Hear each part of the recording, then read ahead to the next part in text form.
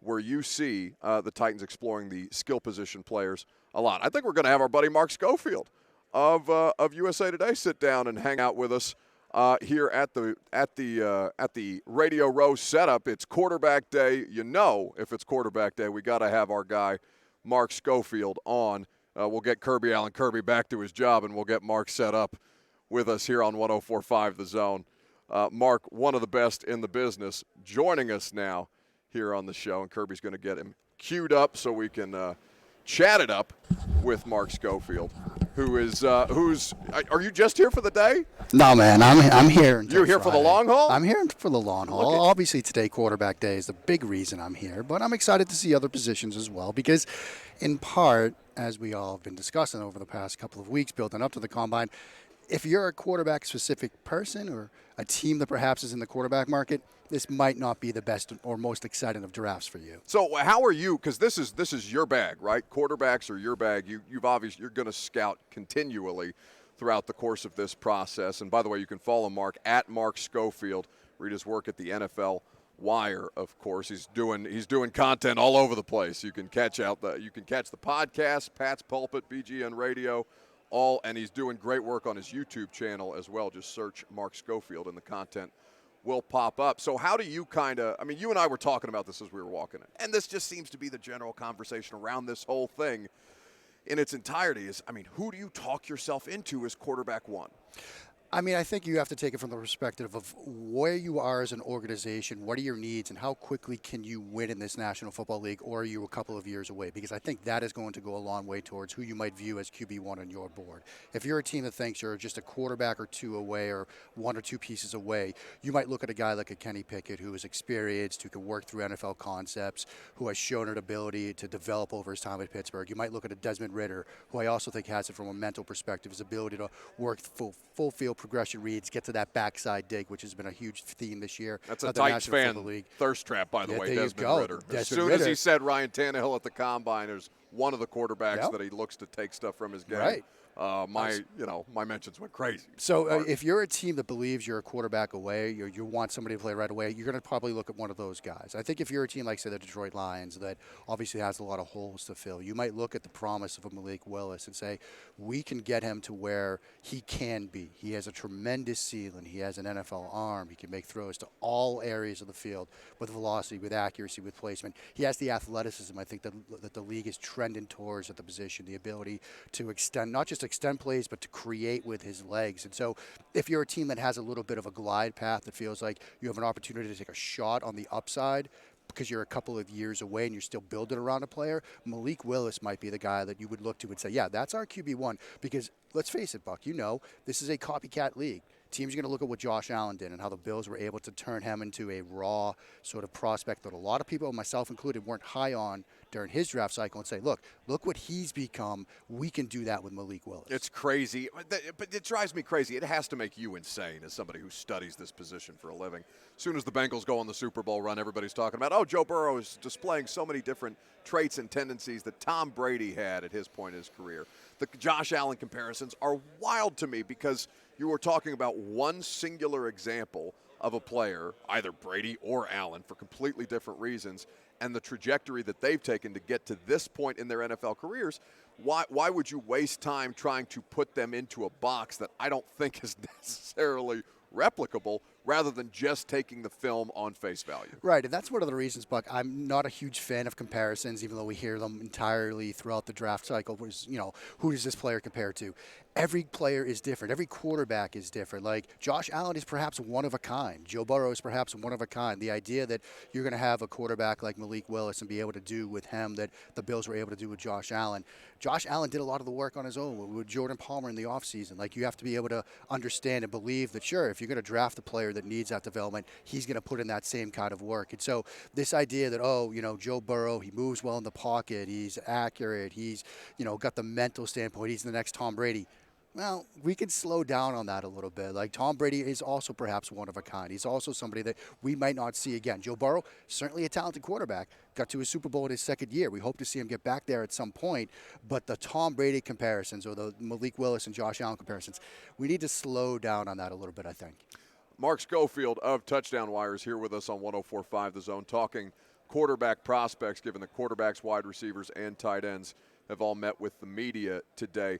Somebody like Carson Strong or Bailey Zappi, these guys who are maybe lesser known to the general NFL fan who's getting ready for the draft process, but understands, okay, my team may need some kind of succession plan at quarterback. There's some developmental guys who you look at, and you may drool a little bit over the physical abilities and the arm talent and things like that. But then, like going through Senior Bowl, Mark, I went to my first one this year. I missed you and kissed years ago. wandering around at Veets. Yep.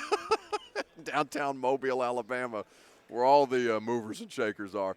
But, you try to grade on a curve, or at least talking to people smarter than I about what you see from these guys at the Senior Bowl, quarterback specifically. Because first day, new wide receivers, new coaches around you, different environment.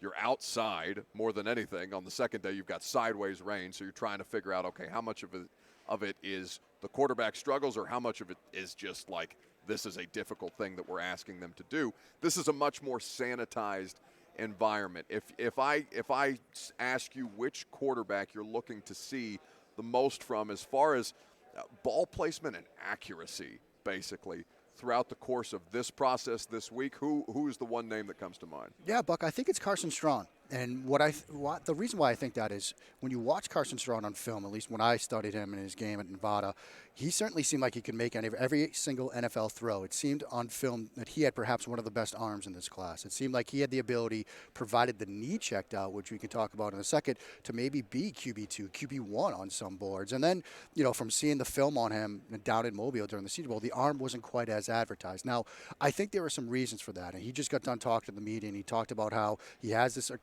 lingering knee injury. His doctors told him, look, you should probably sit out this season, give yourself a year to recover. And Really? He said, no, let's put together a 6-month plan because I want to play one more year, and he said that, look, now I'm working with Jordan Palmer and we're realizing that there was some compensation going on in my throwing motion. There were some things I was doing with my lower body, my base, because of that knee injury that now I have to learn to really drive off that right leg. And so I think if we see now that he's sort of been cleared and he said, look, the doctors have cleared me, I'm ready to go. If we see a really good, crisp throw-in session from him with velocity, that's going to ease some of the fears that I had after that Senior Bowl week, where I do think that, whether it was the elements or relearning his lower body mechanics because of that compensation issue, you didn't see as much velocity. Some of his throws tended to hang a little bit. If we see that more velocity and that ability to dial up the RPMs, to hit those deep out routes and things like that, Strawn is certainly a name to watch as we come out of the combine.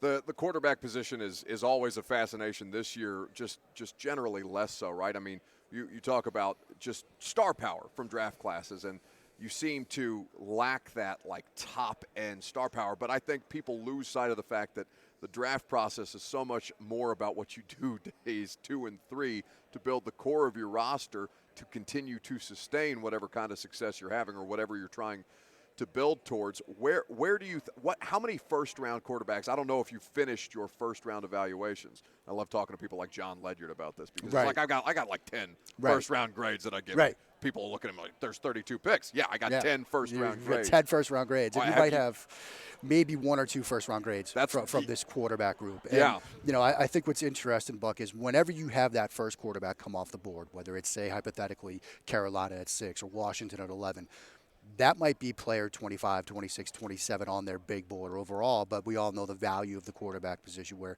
you're probably going to have to reach a little bit earlier than you might want to, or at least have ranked on your big board as an organization to get that quarterback that you want out of this class. But it is sort of a more 20s, 30s, 40s in terms of rankings kind of group than, say, last year or the past couple of years. I mean, last year we had 5 go off the board in the top 15.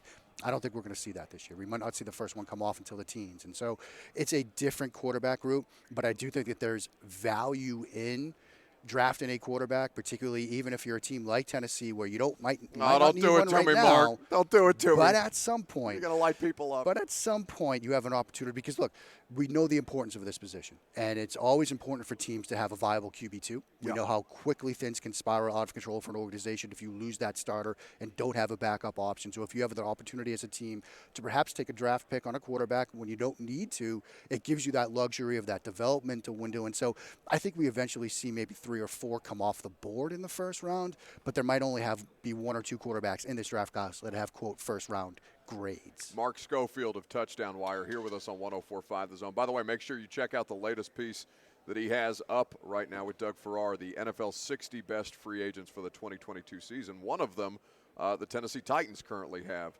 out from under his contract, Harold Landry. They've got to figure out with how you're kind of going through your process this week, Mark, and just basically how teams approach the quarterback position, because you bring up our situation here in Tennessee, and I assume you watched that playoff game from Ryan Tannehill. I did. As somebody who studies this, what do I make of him? Because there are things that are limited about them as an offense by play design.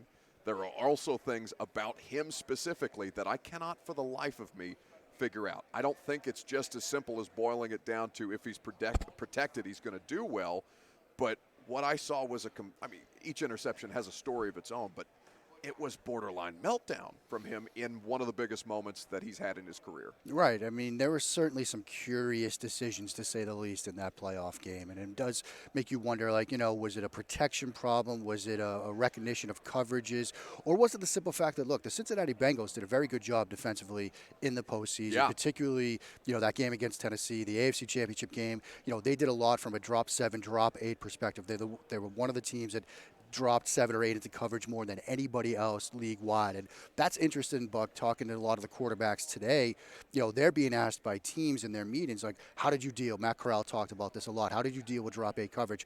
Now, teams probably want to hear his answer, but they also want to apply what Mississippi did to their own offenses, because it seems like that might be the next trend. We all know that the passing game is king, right? You want to be able to slow down what teams do from a passer perspective. Now, from Tennessee, obviously it's different. You're worried about Derrick Henry. You're worried about that run game. But when you get into those 3rd and 7 situations, you get into those late game situations where you have to throw the ball, teams are willing to drop 7, drop 8 into coverage to take away those throwing lanes. And so I think that's something to watch with Tannehill. When he starts seeing some of those drop 7, drop 8s, will they make similar mistakes? Will he force similar throws like he did? I think the final interception was one of those plays where he forced one into coverage. Will he be smarter? To wide receiver 4. Mark. Right. I mean, that's the question. That's the curious decision making. But I do think that's part of the process, because this week is about information. Nick Caserio, the Texans general manager, said that yesterday. He said this week's about information. It's about information on these prospects, but it's also information about what you'd have to do to improve yourself offensively, defensively, special teams, not just with players,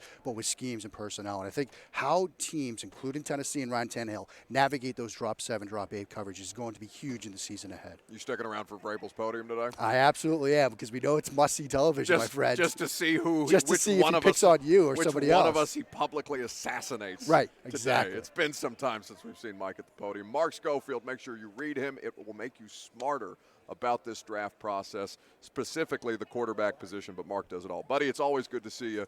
It makes me happy to be back at this event, to be around our friends, and to be talking shop once again. I love it, buddy. Thanks so much for having me, my friend. When we come back, we're going to get into